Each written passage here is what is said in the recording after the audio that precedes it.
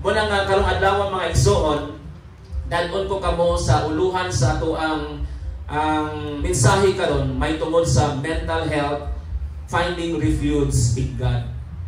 Ato ang latawon kining word nga mental health. Kasagaran kung dili na to basahon ang etymology ani mingon na yung tanga ang may tungod ni siya sa mga naidipikto sa atong mga panghuna-huna. May tungod kini siya sa mga butang na kinahanglan na adunay kalambigitan sa una-una nga adunay sakit. Sa mani anang girihab na tungod kay dili na maayong panghuna-huna. Pero atong nagtawon mga igsoon ay duha ka mensahe, duha ka meaning aning gitawag og mental health. Welcome to Born to Praise TV channel. We are created to worship. Mental health sa gitawag sa World Health Organization. Ningon nga, mental health is defined as a state of well-being in which every individual realizes his or her own potential. O kaning word gitawag nga potential, that means nga makahimo siya. So meaning to say, ang mental health is a positive outlook sa kinabuhi sa tao. Maayong panghuna-huna. Walay negatibo niya, maayong panghuna-huna. Matod pa sa usa ka preacher ningon nga, a right believing leads to a right living. Ang maayong pagkinabuhi, ang maayong panghuna-huna, muhangtod ngadto sa maayong pagkinabuhi. So kung saktan din nato og binuang ang atong unang-una, dito may tumpawag atong kinabuhi sa kadautan. Kung atong padayonon, ningon, can cope with the normal stress of life. Sa ato pa maka-eskapo ta, makahimo ta sa pag-manage sa mga problema, sa mga stress, di ba? Kay gidisenyo nga itong kinabuhi, adunay mga problema, adunay mga kaguol, adunay mga kabalaka, naman na diya mga igsoon, pero taman laman na diya, ngalan lang na, it's just a name, no? Maka-cope up sa normal na kinabuhi, sa mga stress kinabuhi. Then, ang usa ka dunay mental health mga igsoon can work productively and fruitfully. So aside nga makalingkawas yan ni ining mga problema, mga turmoil sa kinabuhi, that means na magmalampuson siya, magmadaugon siya, magmabungahon siya. Productively and fruitfully. Ikaduhang definition mga igsoon sa Bible.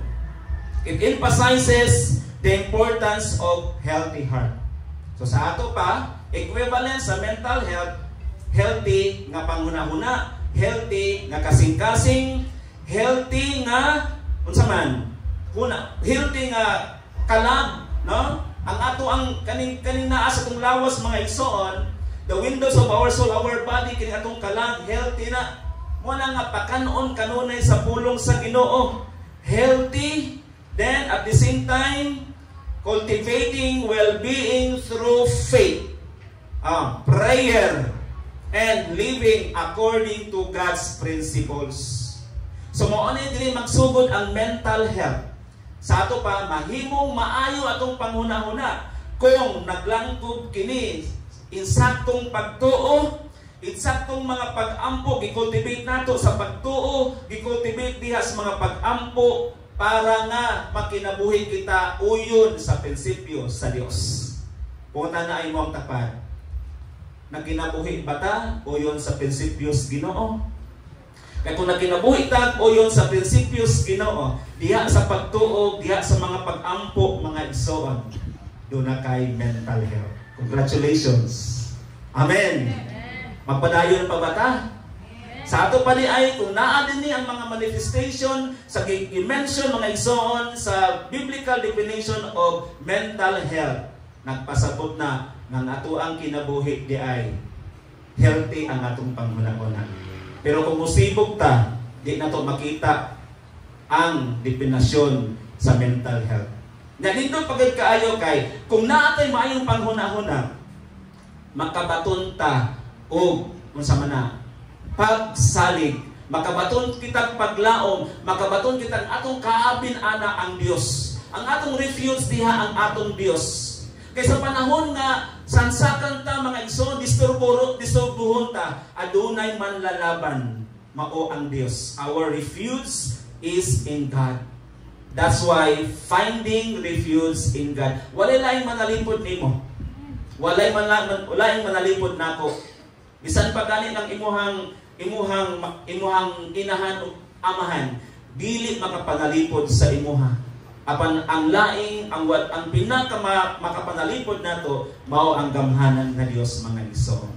Then unsaon nato ni pagstand kung ang Dios may ato ang tigpanalipod sa atong makinabuhi. Kung ang Dios may atong refuge sa atong makinabuhi mga igsoon. Naa kitay tulo ka letter R. 3 R's nga ato karon nga hatagag pagtagad. Makita nato diha sa verse 1 hangtod sa verse 3 in Psalms number 46. Mao kini ang mga kasinatian ni David. Sa dihang nagdumala siya sa mga libo-libo ka mga katawhan, mao na ni ang iyang sikreto. Kay sa panahon mga igsoon nga he reigned, no? Dala ang mga katawhan sa Dios. Gigamit siya sa Ginoo aron nga ang mga anak sa Dios makabaton og paglaom. Kay nganuman, dunay mga panahon nga magkinabuhitag matarong pero ang kaaway kanunay nag-inject sa atong panghuna-huna. Kanunay siyang kanunay siyang nanghilabot sa atong mga kinabuhi. Mao na mga igsoon kinahanglan manalaban. We need Savior. Kinahanglan mangluluwas kay di lagi ta makaluwas sa atong kaugalingon. Hallelujah. Dalay ko na atong buhi nga Dios. Unang letter R mga igsoon, the reality of our struggles. Unsa may kamatuoran, unsa may sitwasyon sa atong kalibutan karon, sa atong kinabuhi karon. Kung atong nakita mga igsoon nga kining mga struggles, kaning imuhang mga kalisdanan nga imuhang na-experience mga igsoon sa kinabuhi, personal nga experience, personal nga kasinatian sa atong pamilya, sa atong panimalay mga igsoon, that is the reality of our struggle.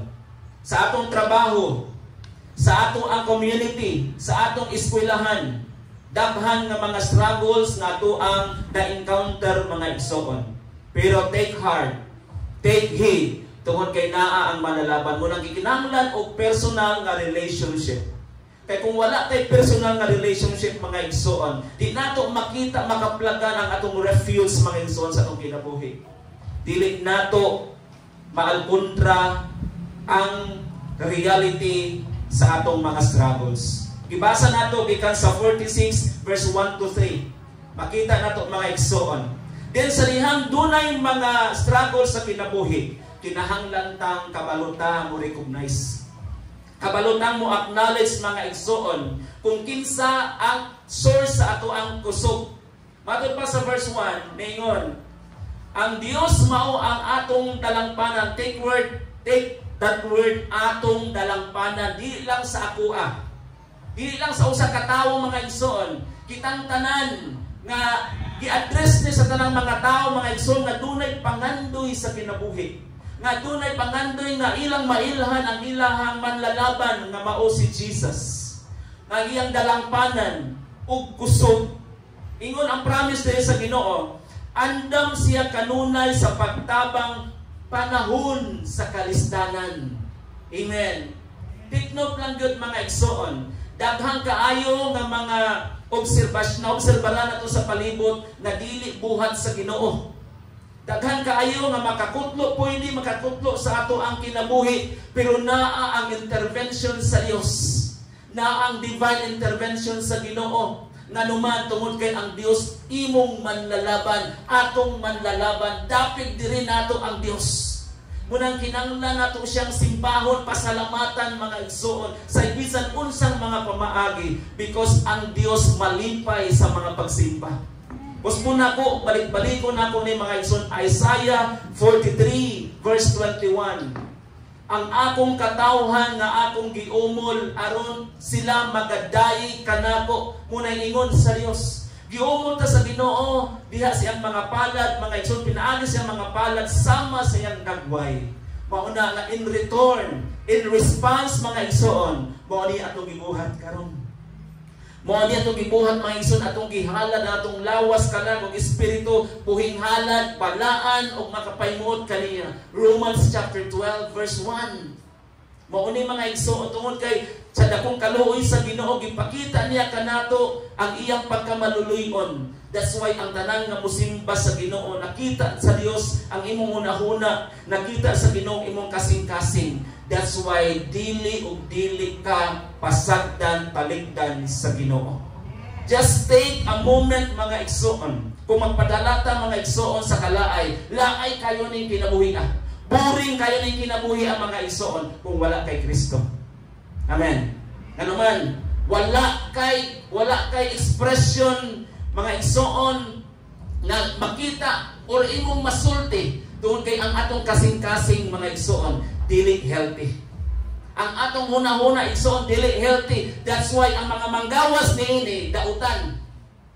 Amen. Muna niingon ang pulong sa Dios sa Isaias niingon, we are surrounded mga igsoon. Gilimutan kita sa mga tawong unclean lips. Unsa man ang unclean lips? Ang ilang mga ngabil puros dautan.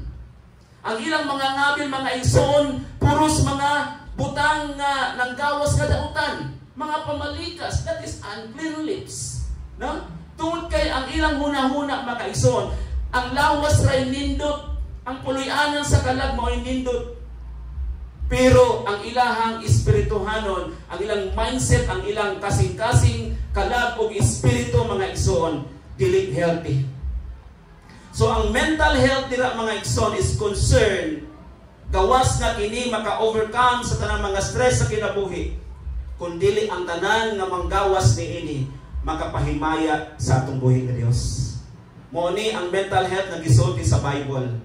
Kung ang Department of Health nagtudlo mga igsoon sa mga maayong panghuna-huna nga dili mga igsoon toxic. Kay kun mo produce ni mga igsoon og dili maayo mga igsoon, unsa may dapat remedy sa gobyerno mga igsoon, unsa remedy sa kalibutan? Pwede siyang i-rehab kay nga naman dili man siya makahatag og kaayuhan sa iyang community. Number 1 sa iyang pamilya. Bilanggoon siya, i-isolate siya para nga dili siya makapanakit. Kung doon na mental illness, kay dili naman siya makahimo sa pag-cope up sa iyang kaugalingon nga kaayuhan.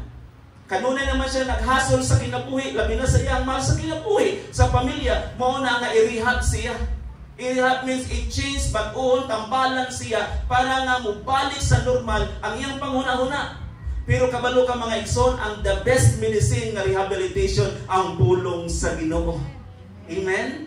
Ang pulong sa Ginoo. Once nga mubasa ka sa pulong sa Dios mga igsoon, ma-divert ang imong kinabuhi, mausog ang imong kinabuhi. That's why you were always thinking positively. Tanan mo giuna-una positibo mga igsoon. Kay lagi, the right thinking leads to the right believing, and the right believing leads to the right living. Maayong panghuna-huna mo resulta sa maayong pagtuo, o ang maayong pagtuo mo resulta sa maayong pagkinabuhi. Amen. Unang ayok pasanginling mga igsoon nga dunay nag-away, adunay misunderstanding. That's because of there is no mental health. Ang Diyos mao